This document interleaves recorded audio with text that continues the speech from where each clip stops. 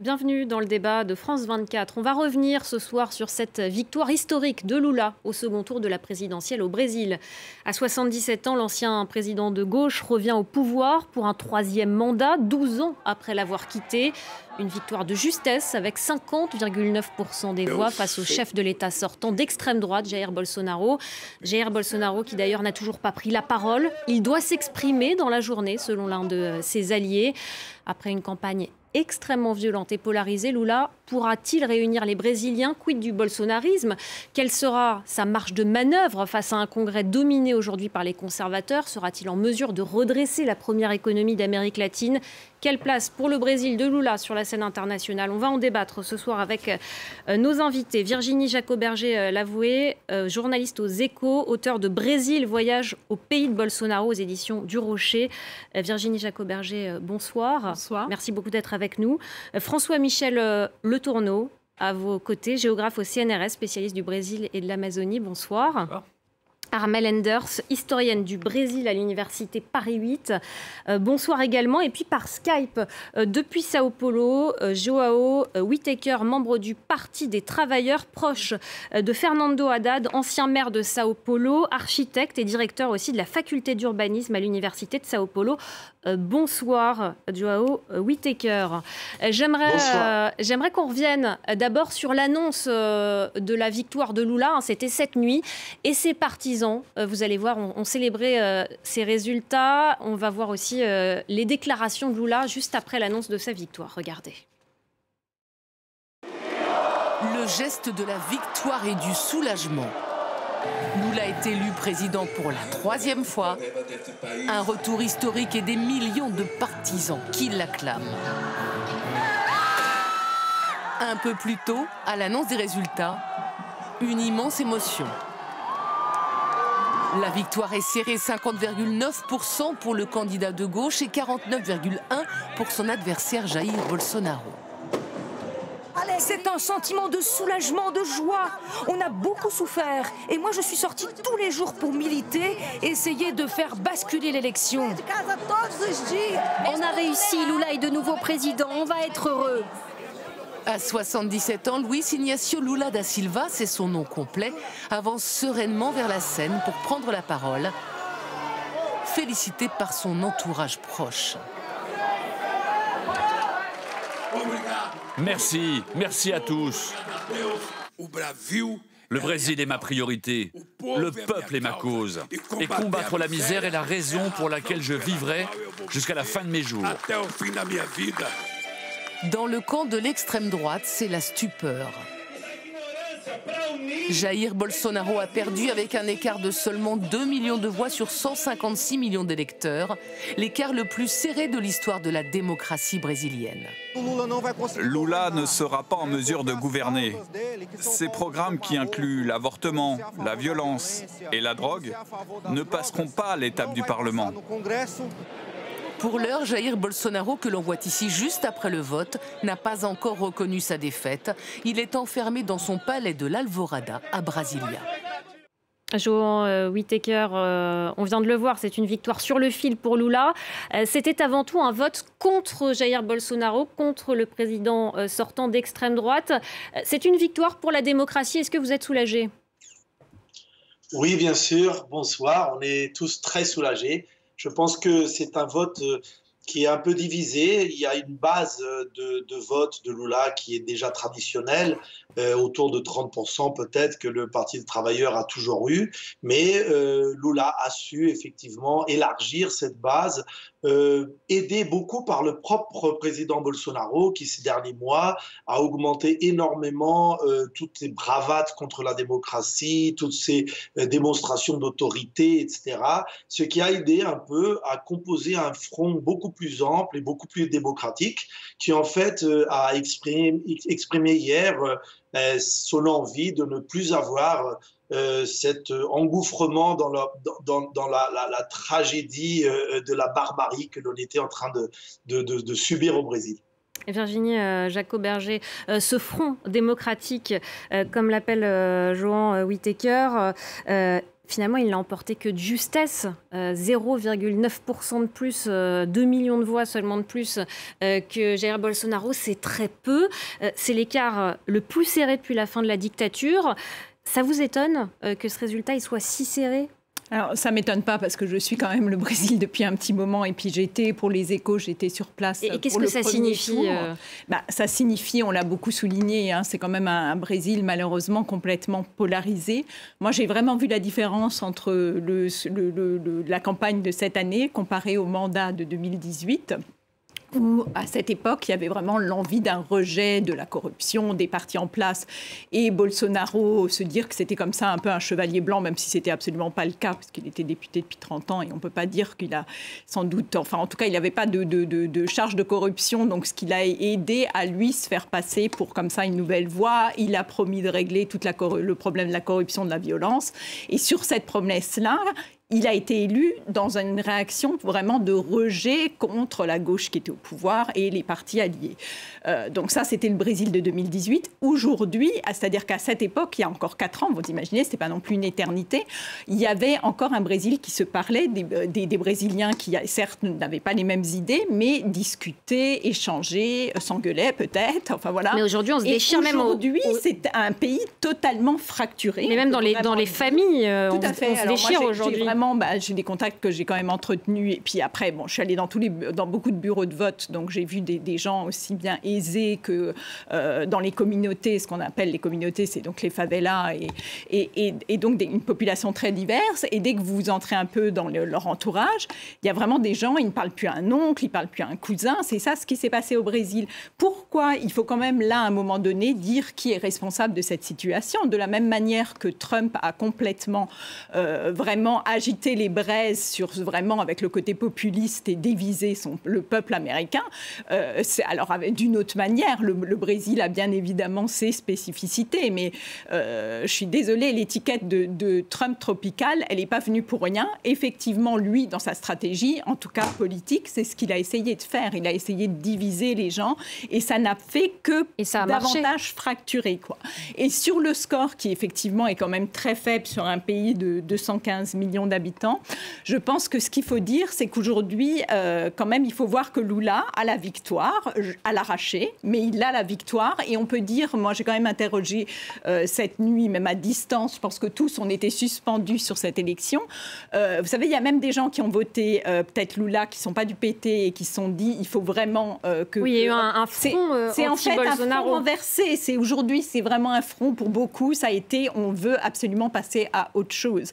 Et moi, ce qui m'a beaucoup frappé cette nuit, votre interlocuteur en parlait, sur ce sentiment de soulagement. C'est-à-dire que cette nuit, on a tous eu l'impression d'un Brésil qui suspendait sa respiration pour reprendre autre chose.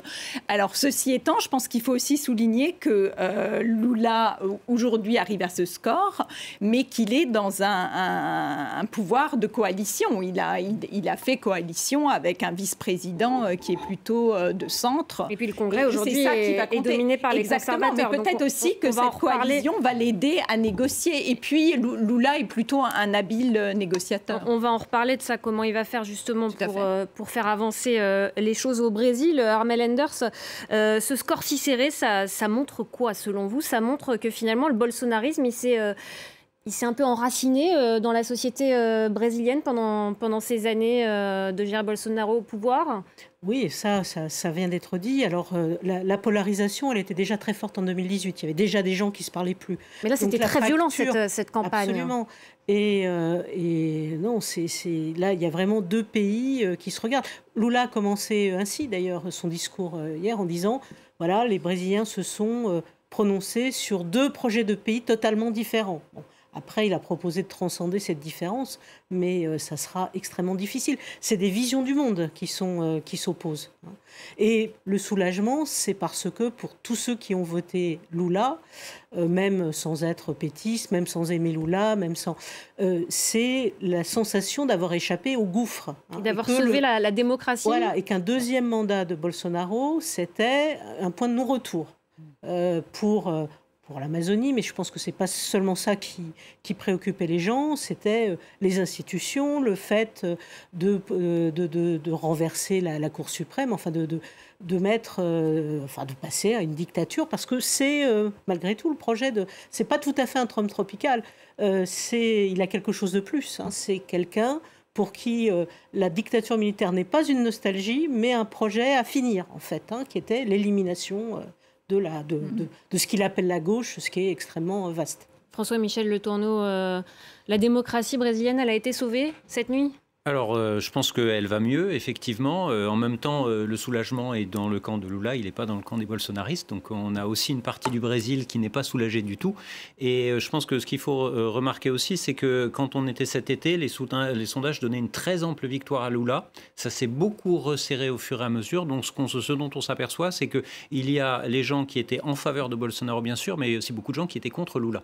Et donc, dans quelle mesure est-ce qu'il va pouvoir tendre la main à ces gens-là ? Parce que Lula, il ne fait pas l'unanimité il est très loin de faire l'unanimité. Il est associé malgré tout par une partie de la population brésilienne à de la corruption. Même s'il a été blanchi. Hein. Il a été blanchi, mais bon, son gouvernement a quand même été le fameux député d'extrême droite, Roberto Jefferson, qui s'est illustré récemment en tirant sur les policiers, était un ancien allié de Lula lors de ce gouvernement, condamné pour corruption dans un schéma qui était organisé par le PT. Donc voilà, des gens se souviennent de ça. Il y a malgré tout auprès d'une partie de la population brésilienne cette étiquette-là. Et je trouve aussi que quand on regarde les cartes électorales, c'est très impressionnant comme on a le Brésil des classes moyennes qui a voté plutôt pour Bolsonaro, et donc c'est les États du Sud, et on a le Brésil des classes plus populaires et plus pauvres qui a voté massivement pour Lula. C'est donc tous les États du Nord-Est. Et, donc clairement, le pays est divisé, il y a une fracture qui effectivement même est géographiquement. tout à fait, géographiquement très forte. Un mot Oui, je voulais juste ajouter sur la partie de la corruption. Moi, je pense qu'une des erreurs du PT et même de Lula, et d'ailleurs, il l'a un peu reconnu, c'est-à-dire qu'il n'a reconnu le problème de la corruption que lors du premier débat de cette campagne, du premier tour. Et très honnêtement, il me semble que c'est quelque chose qu'ils auraient dû assumer depuis longtemps, parler depuis longtemps. Et quand on dit que la justice a blanchi Lula, c'est pas tout à fait ça. En fait, il n'a plus de charge, ça c'est vrai, la justice a pris position, il n'y a absolument aucune poursuite, tout est levé, mais en fait c'est pour un vice de forme et on comprend pourquoi, parce qu'on sait ô combien aujourd'hui, on le sait, l'affaire a été, en fait au départ il y a une affaire de corruption et puis après il y a beaucoup de manipulation avec le juge Moro qui était entré au gouvernement Bolsonaro, mais en revanche Lula, en fait ce qu'on peut dire aujourd'hui c'est qu'il est ni coupable ni innocent, mais la sanction est levée, mais il n'y a pas une décision, il n'y a aucune décision de justice au Brésil qui a innocenté Lula. Et je pense que ce trouble-là, puisqu'on est dans ce... Ça reste dans les esprits. Mais bien sûr, parce que les gens ont aussi subi la corruption précédemment. Johan Whittaker voulait intervenir après ce que vous dites justement concernant Lula. Johan Whittaker. Oui, je pense qu'il faut voir les choses avec un peu d'attention. D'abord, la victoire de Lula était de justesse, mais il faut quand même dire qu'il y a eu des événements assez importants pendant la journée du dimanche. Et en plus du fait que dans les derniers mois, Bolsonaro a mis de l'argent public dans la campagne d'une manière complètement illégale et que nous avons eu des barrages faits par la police des routes et par l'armée à Rio qui ont empêché les gens d'aller voter dans plusieurs États et surtout les États du Nord-Est, ce qui a été mis en place par le propre Bolsonaro depuis le 19 octobre dernier, donc c'était quelque chose de préparé, et on ne peut pas savoir à quel point ces opérations ont en effet empêché des gens d'aller voter. C'est-à-dire qu'il y a encore quelque chose à voir, c'est-à-dire est-ce que cette différence très serrée a vraiment été la différence réelle ou est-ce que les tentatives complètement antidémocratiques et autoritaires de Bolsonaro ont effectivement eu un effet assez dévastateur? Il faudra voir ça dans les jours à venir. Ensuite, je voudrais juste corriger une chose. Il y a une différence entre de la corruption dans le gouvernement du PT qui est resté 14 ans au pouvoir, et comme tous les gouvernements, il y a eu beaucoup d'affaires, effectivement, et une question de corruption de Lula lui-même. Lula lui-même a été innocenté, Il a été innocenté par la Cour suprême. Il n'a pas été innocenté, les charges sont levées, je suis désolée. Non, les charges ont été levées parce que la Cour suprême a décidé a estimé que tout était... que le juge... Que le juge... Écoutez, vous demandez à n'importe quel professeur de droit constitutionnel au Brésil, il va vous expliquer par rapport à la décision qui a été prise, il n'y a pas à aucun moment la justice a pris la décision qu'il a été innocenté. Demandez au correspondant du Monde, il a la même analyse que moi, parce que nous, on est journalistes, on est neutre, et nous, on s'est renseigné auprès de juristes, c'est tout. Et ça n'empêche pas, en fait, ce qu'il faut dire, c'est qu'aujourd'hui, il n'est ni coupable ni innocent. Voilà, on en est à ce stade-là. Il y a une annulation de ces condamnations. Les charges, en revanche, sont levées et il n'a pas d'accusation contre lui. Ça, c'est une chose. Les charges ont été considérées complètement mais non, ce n'est pas une décision innocente. Il ne faut pas raconter n'importe quoi. Qui est devenu son ministre. Et qui était justement le principal assesseur de Bolsonaro lors de cette campagne. Le juge qui a construit les accusations. Mais ça n'empêche pas que le juge était complètement, que le juge n'était pas, était totalement partial, n'empêche pas la situation. Il faut faire un peu la différence entre la corruption de Lula et la corruption sous le gouvernement de Lula. Je pense que c'est ça qui a été mis en cause et qu'il faut quand même un peu discerner. Joan Whittaker, je vais laisser Armelle Enders vous répondre. Elle voulait réagir. Oui, je veux réagir sur deux choses. D'une part, je trouve qu'on passe beaucoup trop de temps sur ces affaires de corruption concernant Lula, parce que s'il faut faire un procès de la corruption au Brésil, là, on peut faire un débat là-dessus, et c'est pas Lula ni le Parti des travailleurs qui en sortiront le plus éclaboussés.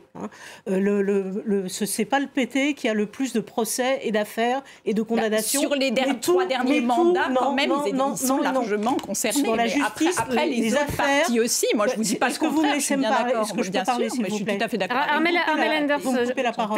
Terminez. Oui, donc, ce sont justement les partis du Centran qui ont soutenu Bolsonaro et tous les partis politiques, tous les gouvernements. Mais donc, c'est ça. On perd un temps sur les corruptions du PT. Il faut parler d'autre chose. Alors, pour revenir sur les pressions, je pense que c'est une chose très grave, un crime électoral qui a été commis par la police routière fédérale et par les forces armées. Il y a eu des faits très importants. Je ne suis pas sûre que c'est ça qui est pesé sur le résultat, mais en tout cas, ce qui a sans doute pesé sur le résultat, c'est le déferlement de fake news entre les deux tours. La justice électorale a fait ce qu'elle a pu pour essayer d'éviter ce déferlement, ce qui avait eu lieu en 2018. Mais on a beau interdire les choses, une fois que la rumeur est disséminée, le mal est fait. Et ça a été épouvantable. Et comme les gens fonctionnent dans des bulles, que les Brésiliens s'informent par des réseaux sociaux, c'est-à-dire dans leur propre bulle, on a un effet absolument dévastateur. Et ça a joué. Et autre chose qui a joué, Bolsonaro a vidé les coffres publics pour alimenter une clientèle au profit de sa campagne, avec un budget secret. Alors ça, si on veut parler de corruption, c'est là qu'il faut en parler. J'aimerais qu'on avance un petit peu.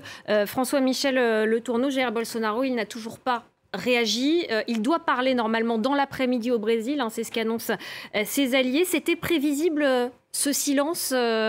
Qu'est-ce qu'il pourrait dire tout à l'heure? Le personnage, on n'attendait pas qu'il soit bon joueur, donc ça, c'est pas très étonnant. Ce qui est important, c'est qu'un certain nombre de personnages de l'État, donc le président de l'Assemblée nationale, qui est un allié de Bolsonaro, le président du Sénat et le procureur général de la République, qui a été nommé par Bolsonaro, ont tous reconnu la victoire de Lula. Et aussi l'ancien juge anticorruption, Sergio Moro, justement.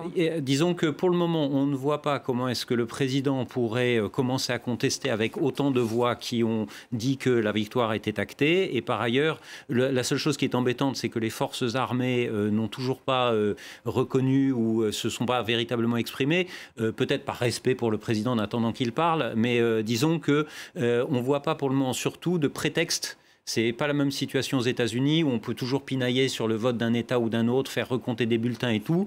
Là, le système électoral brésilien montre sa qualité, contrairement à ce que Bolsonaro le disait, c'est-à-dire qu'il est extrêmement transparent, qu'on a le résultat très rapidement et qu'il est très difficilement contestable. Donc pour le moment, on peut difficilement s'attendre à ça, même si on voit que quelques partisans de Bolsonaro, notamment les camionneurs routiers, ont bloqué quelques routes. Voilà, il y a pour le moment des incidents sporadiques. On va voir comment ça se développe, mais on peut supposer que le président Bolsonaro va devoir sortir de sa bouderie et qu'il reconnaîtra du bout des lèvres le résultat en disant que le monde était contre lui. Est-ce que Virginie Jacot-Berger... Johan Whittaker, vous vouliez vous exprimer. Un petit mot juste pour confirmer. Je pense juste une petite observation. Je suis tout à fait d'accord, mais je pense que le fait que l'armée ne se soit pas prononcée, c'est un bon signe et pas un mauvais signe, parce que je pense qu'elle est en train de démontrer que ce n'est pas son rôle. Constitutionnellement parlant, elle n'a pas à se prononcer à ce sujet-là. Donc, en fait, notre analyse, c'est que c'est mieux que pour l'instant, elle ne dise rien. Parce que ça veut dire qu'elle est en train d'accepter. Et en fait, en plus de ce que vous avez cité, il y a aussi les gouverneurs d'État qui sont alliés à Bolsonaro et qui ont gagné leur élection déjà au premier tour, qui se sont déjà prononcés, notamment à São Paulo, où il a gagné hier. Ils se sont déjà aussi prononcés en acceptant la victoire de Lula. Donc tout ça, ça fait quand même un ensemble d'éléments qui nous permettent de dire que la victoire de Lula est démocratiquement consolidée, je pense. Virginie Jacot-Berger, en même temps, Jair Bolsonaro, il reste encore au pouvoir pendant 2 mois, puisque c'est seulement en janvier que Lula rentrera en fonction. On sait que Jair Bolsonaro, c'est un grand admirateur de Donald Trump. Est-ce qu'on peut imaginer un scénario un peu comme aux États-Unis, comme l'assaut du Capitole, par exemple, dans ce laps de temps ? Et très honnêtement, moi, je ne pense pas. Et pour quelles raisons? Alors, il y a 2 choses. Il y a qu'est-ce qu'il voulait prendre comme décision déjà hier à l'issue de la défaite. En fait, on voit que notamment entre les 2 tours de campagne, Bolsonaro, il n'a cessé de dire qu'il n'accepterait pas la défaite. Et puis le lendemain, il a dit exactement le contraire. En fait, il a cessé de se contredire. Donc, on pouvait s'attendre à tout. Ça, c'est une chose. Ensuite, sur la possibilité d'une insurrection, assaut du Capitole, très honnêtement, moi, je pense qu'on est loin de ce scénario. D'abord parce que vous le voyez très bien, ce qu'a dit votre interlocuteur, l'armée ne bouge absolument pas. Et il paraîtrait que, par exemple, hier, au palais, quand Bolsonaro s'est isolé, en fait, vous savez, il y a aussi ses fils qui attirent les braises parce qu'eux ne veulent absolument pas lâcher le pouvoir. Il n'y a pas simplement le père qui ne veut pas lâcher. Et l'idée de ne pas accepter la défaite, apparemment, c'était une idée qui circulait dans le clan des Bolsonaro.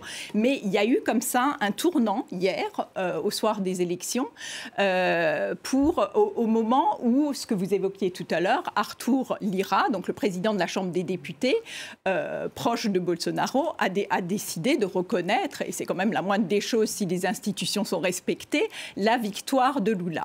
Ensuite, je pense quand même qu'il y a une chose qu'il faut qu'on rappelle. Moi, je suis tout à fait d'accord avec vous sur la manière dont Bolsonaro a essayé de faire ses enveloppes, d'acheter en fait des voix. Ce qui est quand même assez incroyable, je trouve, dans son attitude de ne pas intervenir en faisant un discours, c'est aussi eu égard aux personnes qui ont voté pour lui, puisque c'est quand même beaucoup de Brésiliens. Et qui attendent justement c'est quand même incroyable qu'il ne soit pas intervenu pour ne serait-ce que les remercier d'avoir voté pour lui. Et puis, normalement, quand on respecte la démocratie, effectivement, on admet sa défaite et on intervient. Et en revanche, j'aimerais revenir sur ce que vous disiez tout à l'heure sur la corruption. Moi, je ne suis absolument pas d'accord sur le fait qu'il faut passer à autre chose, parce que ça fait partir de l'histoire du Brésil. Je pense que tant qu'on n'aura pas fait face à ce problème-là et aux problèmes de justice qui n'ont pas été... Je pense que ça explique beaucoup pourquoi le Brésil aujourd'hui est à ce point fracturé. Et la preuve en est, c'est que dans le scrutin de l'élection, puisqu'on dit que ça a été une victoire au rasoir, on le voit bien dans les scores, il y a aussi un paramètre qu'on a peu évoqué, à mon avis, vu d'ici, c'est le nombre d'abstentions. Il y a eu un nombre record d'abstentions. Alors quand on dit 20%, au premier tour, il y a eu 20% d'abstention, c'est rien ici, mais pour un vote qui est obligatoire au Brésil, c'est quand même énorme. Et en fait, on le voit bien. On voit bien aussi qu'il y a un certain nombre d'électeurs. Vous savez, j'aimerais... Non, mais je suis désolée, ce point-là n'est pas exact. Un mot... C'est pas vrai. 38% des électeurs reculent. François-Michel Le Tourneau, je vous laisse répondre. Et ensuite, j'aimerais qu'on avance un petit peu sur les défis qui attendent Lula. Très rapidement, Armelle peut le dire aussi bien que moi, mais l'abstention est toujours autour de 20% au Brésil. Et là, elle était historiquement record par rapport à 2012. Armelle Enders. Les chiffres. Armelle Enders. Je pense que... Armelle Enders, réagissez. Et puis ensuite, on en viendra aux défis, justement, qui attendent Lula. Je suis en complet désaccord avec votre interprétation. C'est juste les chiffres de l'abstention. On ne peut pas les inventer, il suffit de regarder. Pas au deuxième tour, c'est faux. Je parlais du premier tour. Donc je disais que c'était le signe d'un sur les raisons de votre interprétation de l'abstention, je pense que vous vous trompez. Mais bon, on va passer à autre chose. Je pense que Bolsonaro, en fait, s'est un peu cornérisé tout seul. En attendant, en étant silencieux, parce que finalement, sa parole a perdu de son importance. Les choses sont faites, ça a été dit, tout le monde a reconnu. Donc, il va dire quoi qu'il reconnaît sa défaite. Ça va être... je pense que vraiment, il s'est un peu démonétisé à cette occasion. Juste un tout petit point, le Brésil n'est pas un pays polarisé comme les États-Unis. Il y a énormément de partis politiques, il est très fracturé, et les hommes politiques brésiliens vont à la soupe. Donc en fait, Bolsonaro a perdu, tout le monde s'en est rendu compte, et maintenant on voit que même ses alliés comme Tarcísio de Freitas de São Paulo on va travailler avec le gouvernement Lula, etc. Donc voilà. Donc il y a une plasticité des institutions brésiliennes qui peut être mauvaise dans certains cas, mais qui dans certains cas leur donne plus d'agilité. J'aimerais qu'on fasse un point. On va regarder en image Johan Whittaker, je vous donnerai la parole après. On va d'abord regarder un sujet pour revenir sur les défis, notamment économiques, qui attendent le nouveau président Lula. On va voir dans quel état il récupère aujourd'hui le pays. Devant ses partisans, Lula peut pousser un ouf de soulagement. Mais la fête ne sera que de courte durée, tant les attentes sont énormes. À la tribune, il réaffirme l'urgence de combattre la pauvreté. La tâche la plus essentielle est de faire en sorte que chaque enfant, chaque femme, chaque adolescent, chaque homme puisse prendre un petit déjeuner, un déjeuner et un dîner tous les jours. 33 millions de Brésiliens peinent à manger à leur faim et le taux de pauvreté a bondi de 30% en 2022. Contrairement à 2002, année de son arrivée au pouvoir, Lula hérite cette fois-ci d'un contexte économique dégradé. Risque de récession, inflation galopante. Mais le plus grand défi qui l'attend, c'est la protection du poumon vert du Brésil, l'Amazonie, en proie à la déforestation pour développer l'agriculture intensive. En 4 ans de mandat Bolsonaro, près de 40 000 km² de forêts ont été rasés, l'équivalent d'un pays comme la Suisse. Un désastre écologique pour l'un des plus grands puits à carbone de la planète. Autre enjeu de taille, présider un pays marqué par les divisions. La courte victoire de Lula montre un pays profondément polarisé, avec une politique ciblant particulièrement les minorités. Ça a été 4 longues années d'obscurité. Nous en voyons les conséquences, là dans la rue, tous les jours. Nous l'avons subi, car nous sommes noirs, de gauche, car nous sommes des femmes, parce que nous défendons la vie, toutes les personnes de ce pays, l'éducation. Le plus triste, c'est de se rendre compte que presque encore 50% de la population est pour Bolsonaro. C'est frustrant, moi qui ai été ici à Sinalandia, à défendre toutes les luttes. Après l'élection, s'ouvre désormais une période de transition qui mènera à l'investiture de Lula en janvier. Si elle est d'ordinaire respectée, Jair Bolsonaro avait laissé planer le doute sur sa volonté de reconnaître une éventuelle défaite et de faciliter l'arrivée de son successeur. Johan Whittaker, bien sûr, vous avez soutenu Lula qui va devoir redresser l'économie brésilienne, économie qui est plutôt mal en point, et ça pourrait être compliqué puisque Lula, il n'a pas la majorité au Congrès, et puis de nombreux entrepreneurs soutiennent aujourd'hui Jair Bolsonaro. Oui, effectivement. Alors, je voudrais juste passer quelques chiffres. En fait, l'abstention en 2018 a été de 20,3. Cette année, elle a été de 20,95 au premier tour. Et elle est descendue à 20,57 au deuxième tour. Donc, nous sommes à peu près... Non, c'est oui, à peu près équivalent. Mais je voudrais dire qu'effectivement, Lula aura un gouvernement très difficile, parce que il faut qu'il compose avec d'abord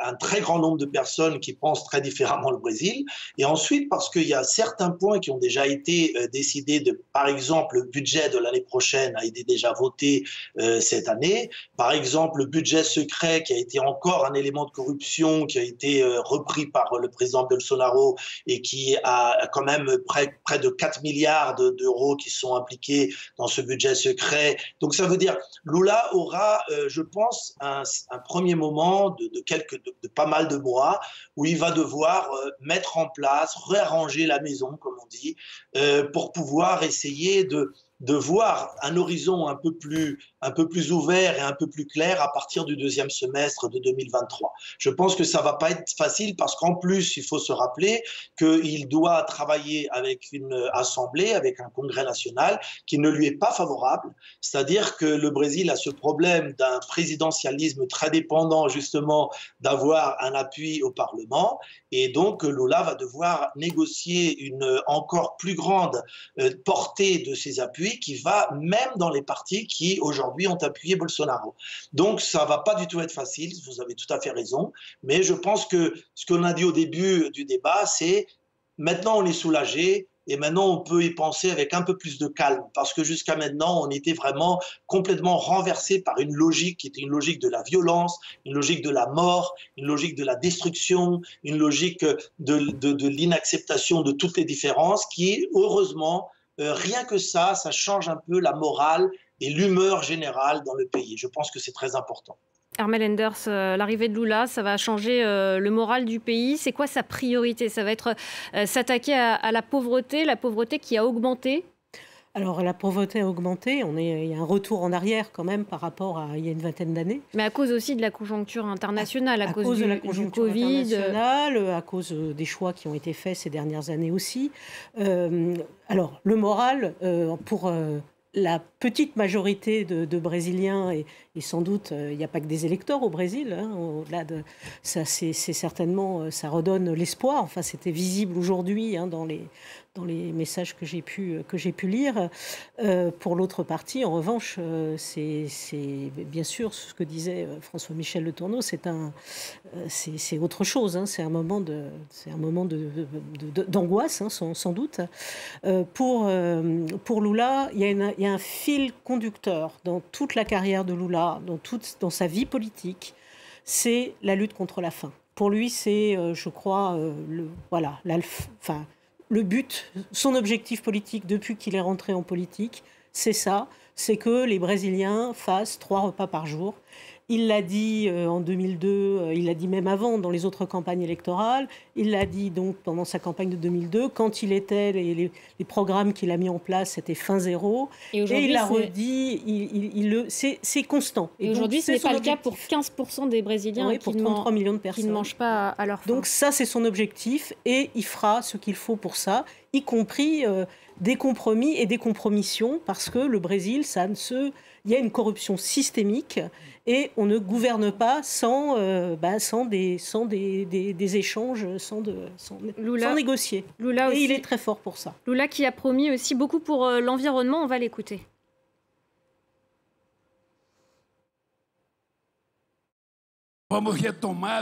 Nous allons rétablir une surveillance accrue de l'Amazonie et lutter contre toute extraction illégale de minerais, extraction de bois ou défrichement pour l'agriculture. Dans le même temps, nous allons promouvoir le développement durable dans les communautés de l'Amazonie. Nous allons prouver une fois de plus qu'il est possible de générer de la richesse sans détruire l'environnement. François-Michel Le Tourneau, c'est une bonne nouvelle pour l'environnement, pour l'Amazonie, l'arrivée de Lula au pouvoir? Je pense que c'est une bonne nouvelle, effectivement, pour l'environnement et pour l'Amazonie, dans la mesure où il reprendra probablement la politique de contrôle, donc ce qu'on appelle command and control. Donc les institutions vont jouer leur rôle et faire respecter les règles, au moins autant que possible. Donc ce sera une bonne nouvelle. Après, c'est très symbolique, cet objet Amazonie. Je pense que cette partie du discours était plutôt destinée à l'opinion publique internationale qui ne voit que l'Amazonie au Brésil. Les problèmes environnementaux du Brésil transcendent largement la question de l'Amazonie. Lula n'a pas évoqué la question des pesticides parce qu'il ne veut pas se fâcher avec les agriculteurs. Il y a plein de choses comme ça qui n'ont pas été évoqués. Donc voilà, donc là c'est plutôt des mots pour l'opinion publique internationale et pour les dirigeants internationaux, sachant qu'il a rajouté après, ce qu'on ne prend pas souvent dans ces extraits, dans le respect de la souveraineté du Brésil. Donc ça veut dire que tout cela se fera dans les règles brésiliennes. Et donc il y a par exemple au Brésil de la déforestation légale. Cette déforestation continuera. Donc ce ne sera pas déforestation zéro, mais ce sera certainement le pied sur le frein et c'est une bonne nouvelle. Et puis est-ce qu'il va avoir le soutien de l'agro-business aussi? Alors surtout, moi je voulais revenir sur cette expression. Je pense qu'il faut faire attention au discours qui tient aussi, parce que quand il y a des promesses comme ça, quand ça commence avec justement cette expression de déforestation zéro, on sait très bien que c'est une promesse qui ne peut pas être tenue, parce qu'en fait, c'est pas ça ce qui va se passer, où effectivement, on sait qu'il y aura un problème, parce que ça s'est passé comme ça dans les mandats précédents. L'agrobusiness, il faut bien voir que ça a été toujours une puissance très importante dans l'économie brésilienne, mais surtout qu'aujourd'hui, l'économie n'a jamais été autant dépendante de l'agrobusiness, et qu'en plus, c'est un lobby politique extrêmement important, et que Lula sera bien obligé de composer avec. Et par ailleurs, sur le problème de la déforestation au Brésil, mais vous êtes un spécialiste, donc c'est plutôt à vous d'intervenir sur cette question-là, mais il faut aussi voir que le problème de la déforestation, ça dépasse largement le cadre de la forêt amazonienne, et que ça concerne notamment la zone du Cerrado, qui dépend aussi, et où l'agrobusiness intervient, et que là-dessus, Lula ne fera sans doute pas beaucoup de promesses et sans doute fera avec. Et quant aux pesticides, je pense que le Brésil fait en tout cas partie des pays qui battent le plus de records. Mais pour revenir à ce qu'on disait tout à l'heure, moi je suis tout à fait d'accord avec sur le point que la priorité aujourd'hui, c'est effectivement l'aide sociale. Le Brésil est dans une situation, on va dire même socialement fragile. D'abord, ça a toujours été un pays extrêmement inégalitaire, mais aujourd'hui, moi j'ai vraiment vu en étant en contact avec des gens de la classe moyenne, ce décrochage, c'est-à-dire que les plus pauvres sont retournés à la faim. Effectivement, c'est Lula qui avait sorti les Brésiliens de la faim. Et les minorités sont les plus touchées des gens aussi. qui étaient un peu la classe moyenne, qui aujourd'hui se sont appauvris. Donc tous ces Brésiliens attendent beaucoup dans un contexte économique international, malheureusement on le sait tous, qui est beaucoup moins favorable. Et je pense qu'économiquement, il y a aussi, donc, puisqu'on parle de l'agrobusiness, un vrai problème du Brésil. On a parlé au Venezuela d'une malédiction du pétrole. Il y a aussi un peu une malédiction des matières premières, c'est-à-dire que tant que le Brésil ne se transformera pas économiquement, il faut qu'il devienne moins dépendant de ces matières premières, parce qu'on ne change pas un pays sans changer cette répartition de l'économie brésilienne. Et par ailleurs, les inégalités, je pense que tant qu'il n'y aura pas un effort considérable qui sera fait, c'est ce qui a manqué. Vous savez, quand Dilma, avant la destitution de Dilma Rousseff, les Brésiliens sont allés, alors qu'ils font rarement des manifestations dans la rue, ils sont allés dans la rue pour réclamer quoi? Pour réclamer plus d'éducation et plus de santé. Ça prouve bien que les mandats, et notamment elle précédemment, n'avaient pas assez investi dans le social. Donc il faut que demain, cette promesse soit tenue. Là, de ce point de vue-là, ils ont eu 4 ans où ils ont été mis au régime sec d'éducation et de santé. Je ne vous dis pas le contraire, on est tout à fait d'accord que c'était juste catastrophique ce qui s'est passé ces dernières années aussi. Ça n'empêche pas l'autre. Un mot, Armelle Enders, vous vouliez réagir à ce qui a été dit? Oui, il y aurait beaucoup de choses à dire. Bon, là, s'il y a un point où les gouvernements pétés ont aussi fait des efforts, c'est bien l'éducation, l'enseignement supérieur, l'accès à l'enseignement supérieur, la recherche. Et ça ne vous a pas échappé que les Brésiliens sont allés dans la rue pour réclamer quand même la déshérence du service public, c'est-à-dire l'éducation et la santé, parce que tout allait à la corruption, quoi. Malheureusement. C'est un peu trop simple comme vision quand même. Oui, madame, je suis désolé, il faut...